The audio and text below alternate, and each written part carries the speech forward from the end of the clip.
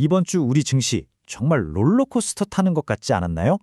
주 초반에는 정말 뜨겁게 달아오르다가 주 후반에는 언제 그랬냐는 듯이 차갑게 식어버렸는데요. 오늘 이 자료 분석에서는 대체 그 사이에 무슨 일이 있었던 건지 이 격동의 한 주를 속 시원하게 파헤쳐 보겠습니다. 네, 그래서 오늘 이 시간에는요, 이 흐름을 5단계로 나눠서 한번 제대로 짚어보려고 합니다.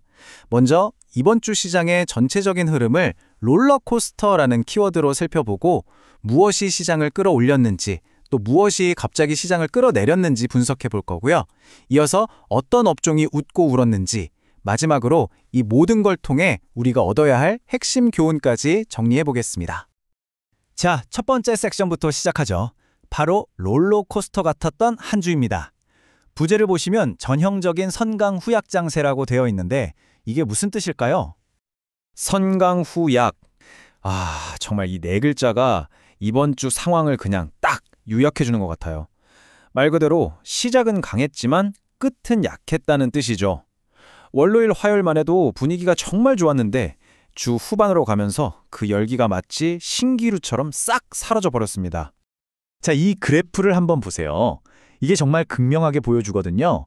코스피 지수가 한때 4,200선 돌파까지 시도할 정도로 강하게 치솟았습니다. 그런데 결국 한 주를 마감한 지수는 4,020선이었어요. 이 엄청난 격차?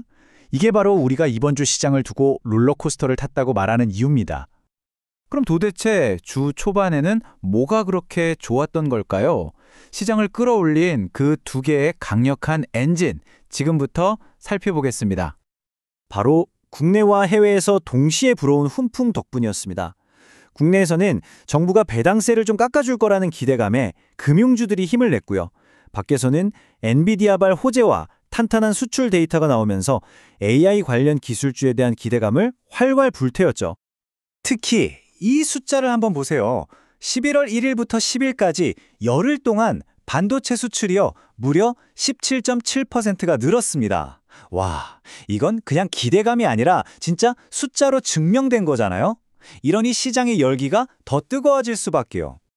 바로 이 두 가지 강력한 힘이 합쳐지니까 코스피 지수가 정말 힘차게 4,100선을 뚫고 심지어 4,200선까지 넘볼 수 있었던 겁니다.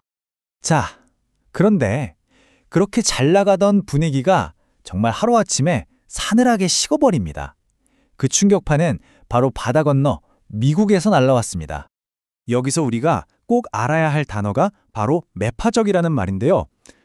쉽게 말해서 경제가 너무 과열되는 것 같으니까 브레이크를 좀 밟아야겠다. 이런 강경한 스탠스라고 보시면 됩니다. 인플레이션을 잡기 위해서 금리를 쉽게 내리지 않겠다는 신호죠.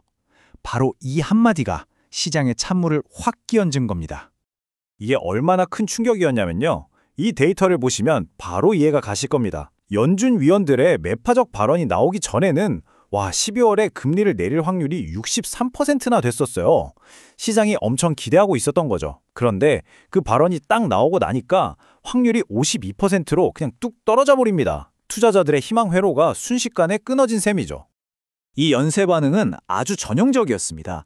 첫째, 미국 연준에서 긴축 계속할 수도 있다는 뉘앙스의 발언이 나온다. 둘째, 여기에 미국 시장이 바로 반응하죠. 나스닥이 2% 넘게 확 빠져버립니다. 그리고 셋째, 이 충격이 고스란히 다음날 우리 시장으로 넘어와서 외국인과 기관이 주식을 던지기 시작하는 거죠. 정말 교과서적인 하락 시나리오였어요. 그리고 이 말이 당시 투자자들의 마음을 정확히 보여주는 것 같아요. 그동안 너무 달리기만 했나? AI 주식들 생각보다 너무 비싼 거 아닐까? 하는 그 고평가 부담감에 갑자기 불이 붙은 겁니다. 이게 바로 기술주 틈의 방아쇠가 된 거죠. 자, 그럼 이렇게 정신없는 한 주 동안 어떤 업종이 웃고 어떤 업종이 울었을까요? 네 번째 섹션에서는 이 승자와 패자를 한번 나눠보겠습니다. 이 표를 보시면 한눈에 들어오는데요. 자, 먼저 금융주, 배당세 완화라는 아주 확실한 재료가 있었죠. 그래서 한 주 내내 굳건했습니다. 그리고 반도체주는 AI 열풍으로 초반에 확 올랐다가 막판에 찬물을 맞으면서 상승분을 좀 반납했죠. 자, 그런데 진짜 재밌는 건 바로 이 엔터테인먼트 업종입니다. 엔터주 쪽에서 아주 의미 있는 변화가 있었어요. 예전처럼 그냥 K 콘텐츠 대박, 이런 뜬구름 잡는 분위기로는 주가가 안 움직였다는 겁니다. 투자자들이 이제는 그래서 이 회사가 진짜로 돈을 얼마나 버는데 하고 개별 회사의 실적을 현미경으로 들여다보기 시작한 거죠. 이게 바로 우리가 흔히 말하는 옥석 가리기 장세가 시작됐다는 아주 중요한 신호입니다. 자, 이제 마지막입니다. 이렇게 파란만장했던 한 주를 돌아보면서 우리가 여기서 어떤 교훈을 얻어야 할까요? 핵심은 딱 3가지로 정리할 수 있겠습니다. 첫째, 우리 시장은 여전히 미국의 금리 정책, 그러니까 연준의 입에 달려 있다는 걸 다시 한번 확인했고요. 둘째, 어떤 좋은 정책 기대감으로 오른 주가는 그만큼 외부 충격에 약할 수 있다는 거. 마지막으로 가장 중요한 건데요. 시장이 흔들릴 때는 결국 진짜 실력, 즉 기업의 펀더멘탈이 가장 중요하다는 사실입니다. 결국 이번 한 주는 희망이라는 뜨거운 기대감과 공포라는 차가운 현실이 정면으로 부딪힌 시간이었습니다. 그렇다면 여러분께 질문을 하나 던지면서 마무리하겠습니다. 이처럼 희망과 공포가 충돌할 때 시장의 방향을 결정하는 진짜 힘은 과연 무엇일까요?